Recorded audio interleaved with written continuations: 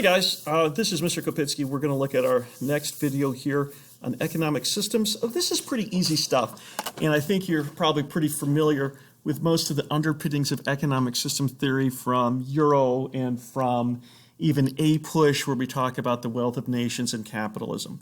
But let's look at this through a little lens with using some of the vocabulary that we're going to talk about in AP Economics. So let us begin. Economic systems theory. You know, there are important decisions here that we want to look at, or important questions. Who owns the factors of production? Are the factors of production owned privately? Are they owned publicly, or is there a blend? Who makes the economic decisions?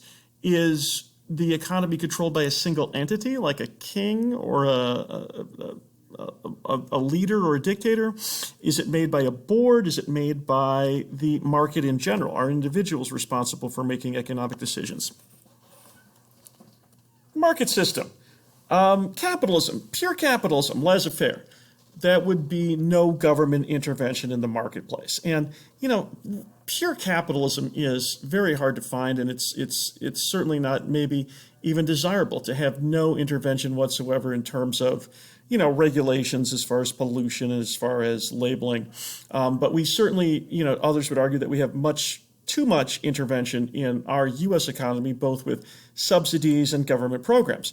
The command system, socialism and communism, tends to have allocation decisions based more from a central authority.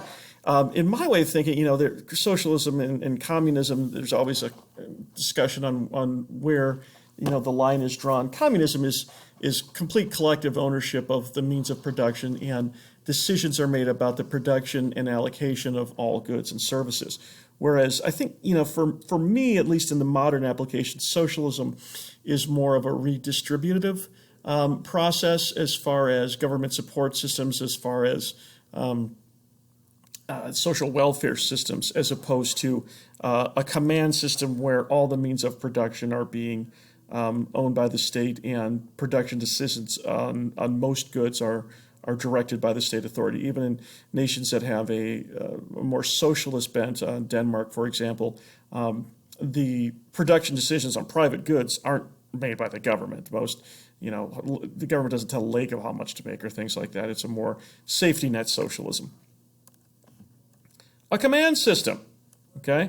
In a command system where the decisions are made by a central planning authority, it's very hard. How do you achieve MC equals MB for private goods from someone who's guessing what people value those at or what the state values of that?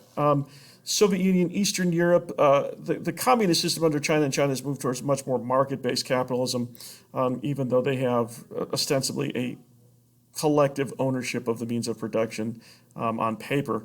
North Korea and Cuba. Very hard to achieve allocative efficiency that way when the state is deciding what gets produced.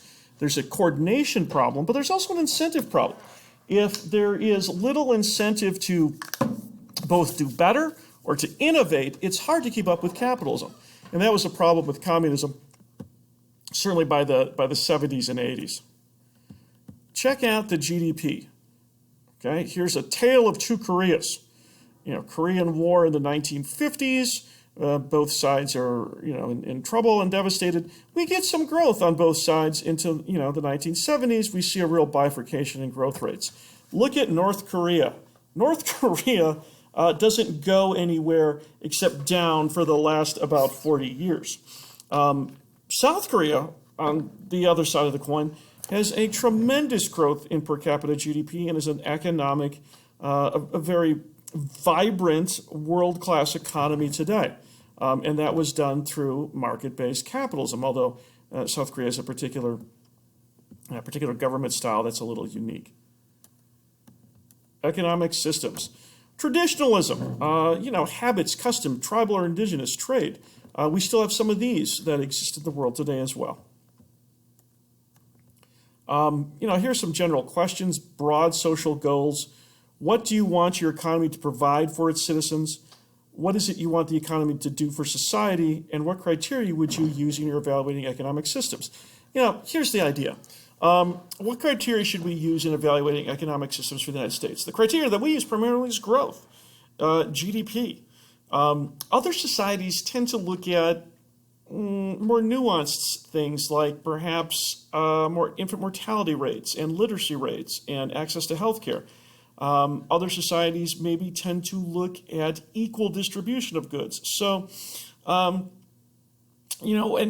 what is it you want your economy to do for society? If you want your economy to maintain traditional values in a more tribal-based or traditional-based society versus we want our economy to provide the highest standard of living and be a global superpower. If you've got different goals for your economy and different ideas what your economy should provide for its citizens, you structure your economy in very different ways. In the West and in capitalist societies, we tend to evaluate these things or tend to value these things. Freedom of choice, efficiency. The markets try to promote efficiency and minimize waste and overproduction and underproduction, although there's a lot of issues with externalities and public goods that we'll talk about. Some fairness and opportunity, some equity. We want to have at least some chance for people to get ahead on their own merits, and some safety nets and economic growth. And we also want stability. That's one last thing we should mention, is that stability is also usually an important economic goal for most systems. All right, what I'm going to create here is what's called the circular flow model.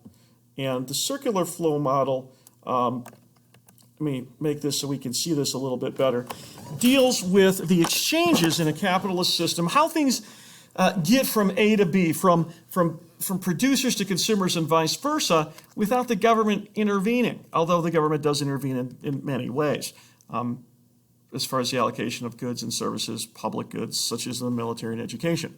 So what we're going to do is, I think the easiest thing to do is just go down and look right here at our circular flow model, okay? So our circular flow model looks like this. We have resource markets and product markets. We have households and businesses, okay? In the circular flow, households are the consumers in the product market. They get goods and services from business, okay, which supplies them to the product market. The business gets its revenue from the product market. This is a fancy way of saying households, individuals like you and I, buy stuff in markets. And the products that we buy are produced by businesses. Those are goods and services. We have consumption expenditures, consumer spending called consumption, that we spend in the product market. That equates to revenue for the business. On the other side of the coin, we are the providers in the resource market, okay? We are providers in the resource market. In the resource market, we provide business with land, labor, capital, and entrepreneur talent. We get an income from that. What is our income from that? Our income is rent, wages, interest, and profit. And those resources are consumed by business as the resource to use to make something like our labor. And that is a cost to business. So business buys factors of production in the resource market, and it produces for sale in the product market. Households provide the resources to business to produce, and they are consumers in the product market. That is the circular flow model of economic systems.